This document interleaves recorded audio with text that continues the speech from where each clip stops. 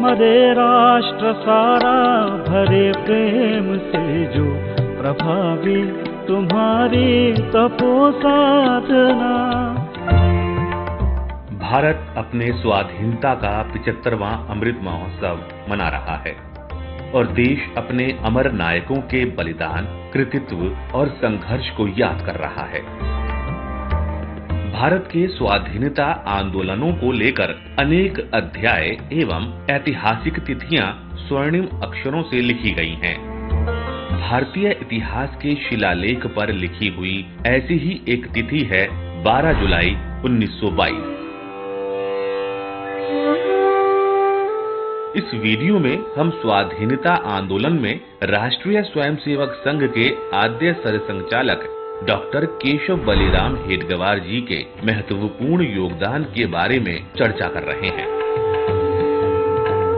1921 में महात्मा गांधी की अगुवाई में चले असहयोग आंदोलन में डॉक्टर हेडगेवार ने अपनी महती भूमिका निभाई। अंग्रेजों के साम्राज्यवाद का विरोध करने के लिए डॉक्टर हेडगेवार ने तन मन धन से आंदोलन में हिस्सा लिया। देश को स्वाधीन कराने के लिए डॉक्टर हेडगेवार अन्य क्रांतिकारियों की तरह जेल जाने से भी पीछे नहीं हटे। डॉक्टर साहब पर चले राजद्रोह के मुकदमे में उन्हें 1 वर्ष का कारावास सहना पड़ा।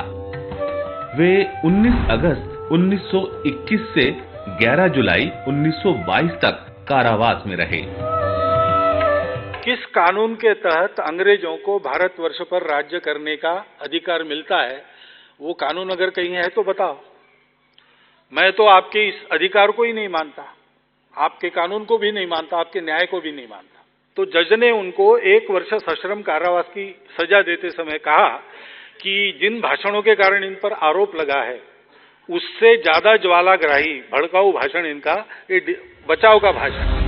1922 में सबसे पहले कर्मवीर पाठक जी जेल से मुक्त हुए तथा उसके बाद अन्य लोग भी छूटते गए। डॉक्टर हेडगेवार 12 जुलाई 1922 को प्रातःकाल जेल से बाहर आए।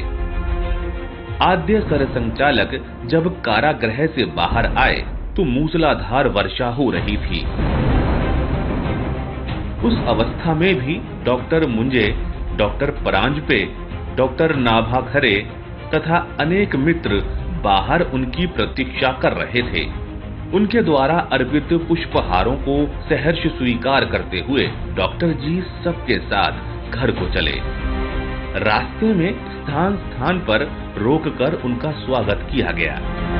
उस समय के समाचार पत्र में लिखा था कि डॉक्टर हेडगेवार की देशभक्ति, देश के प्रति समर्पण और निस्वार्थ वृत्ति के संबंध में किसी के भी मन में शंका नहीं थी, परंतु ये सब गुण स्वार्थ त्याग की भट्टी में से निखरकर बाहर निकल रहे हैं। उनके इन गुणों को इसके आगे राष्ट्र कार्य के लिए 100 गुना उपयोग हो, यही हमारी कामना है। उसी दिन सायंकाल चिटनीस पार्क में स्वागत सभा की घोषणा की गई। इस समय पंडित मोतीलाल नेहरू, श्री विट्ठल भाई पटेल, हकीम अजमल खां, डॉक्टर अंसारी, श्री राजगोपालाचारी, श्री कस्तूरी रंग अयंगर आदि नेता स्वागत सभा में उपस्थित रहेंगे, इसकी घोषणा भी की गई। 12 जुलाई 1922 को 1 साल की जेल की सजा भुगतने के बाद डॉक्टर हेडगेवार जी बाहर आए थे। नागपुर में उनके स्वागत में एक विशाल सभा हुई थी। उस सभा में उद्बोधन करने के लिए मोतीलाल नेहरू भी आए थे, राजगोपालाचारी भी आए थे, बहुत सारे उस समय के नेता आए थे।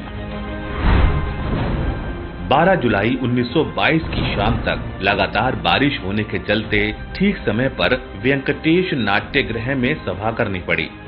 नाट्यगृह नागरिकों से खचाखच भर गया था। डॉक्टर नाभाखरे ने अध्यक्ष स्थान ग्रहण किया। डॉक्टर जी के स्वागत का प्रस्ताव रखा गया, जो तालियों की गड़गड़ाहट के बीच स्वीकृत हुआ। इसके बाद पंडित मोतीलाल नेहरू तथा हकीम अजमल खां के भाषण हुए। तदुपरांत डॉक्टर हेडगेवार बोलने को खड़े हुए।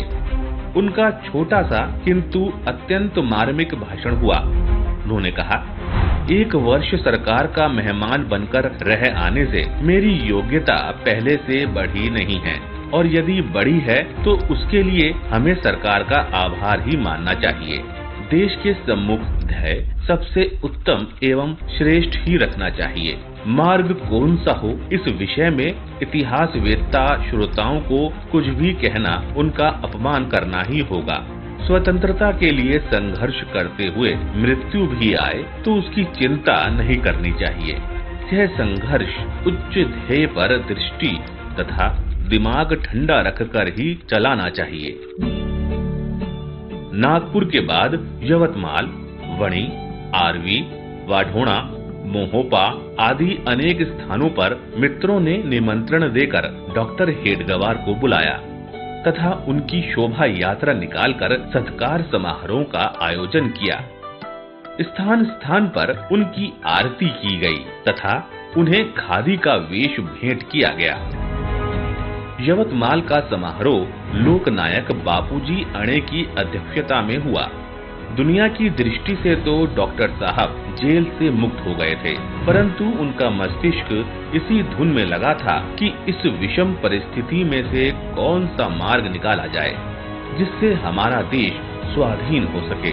उन्हें परतंत्र भारत की चिंताओं ने घेर रखा था। ऊपर से पुष्पमालाओं से लदे होने के बाद भी उनकी गर्दन चिंता के भार से दबी हुई थी। डॉक्टर हेडगेवार जी के स्वागत में ऐसे अनेक दृश्य देखे गए हैं और इतिहास के स्वर्णिम अध्यायों में लिखे गए हैं, लेकिन वामपंथी लेखकों और पंडित नेहरू के टाइपिस्ट इतिहासकारों ने इस सत्य को छिपाने की भरसक कोशिश की।